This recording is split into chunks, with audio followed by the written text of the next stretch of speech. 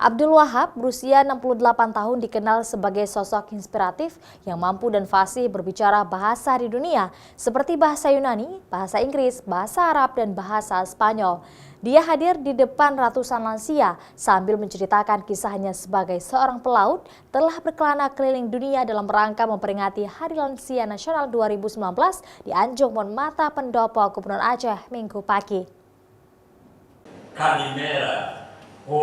Abdul Wahab, warga asal Medan berusia 68 tahun, hadir sebagai sosok inspiratif di usia renta untuk memberikan semangat kepada ratusan lansia dalam kegiatan peringatan Hari Lansia Nasional 2019 di Anjung Monmata, Pendopo, Gubernur Aceh, Minggu pagi. Kakek Wahab ini memiliki kelebihan yang unik di saat usianya tak lagi muda. Beliau mampu dan fasih berbicara dengan beberapa bahasa di dunia, seperti bahasa Yunani, bahasa Inggris, bahasa Arab, dan bahasa Spanyol. Inggris, bahasa Yunani, sebagian Spanish, itu aja. Kalau bahasa Greeknya Yunani, apa kabar?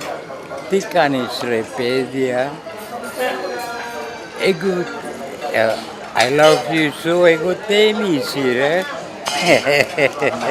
Selama perjalanan hidupnya, kakek Wahab telah berkelana keliling dunia dengan menjadi seorang pelaut dan bekerja di salah satu kapal milik negara Yunani. Beliau telah mengarungi lautan selama 15 tahun, hingga akhirnya dia kembali ke kampung halamannya di Medan. Namun dengan alasan spiritual, kakek Wahab berkunjung ke Aceh untuk fokus beribadah. Kakek Wahab sempat terlantar selama 2 bulan di Masjid Raya Baitur Rahman, Banda Aceh. Akhirnya pihak Dinas Sosial membawa kakek Wahab ke UPTD Rumah Sejahtera Genasih Sayang atau Panti Sosial Lansia untuk dirawat di sana. Selama sisa hidupnya, kakek Wahab hanya fokus beribadah. Dia juga berkeinginan kembali ke kota Medan, meski keluarganya sudah tidak ada lagi.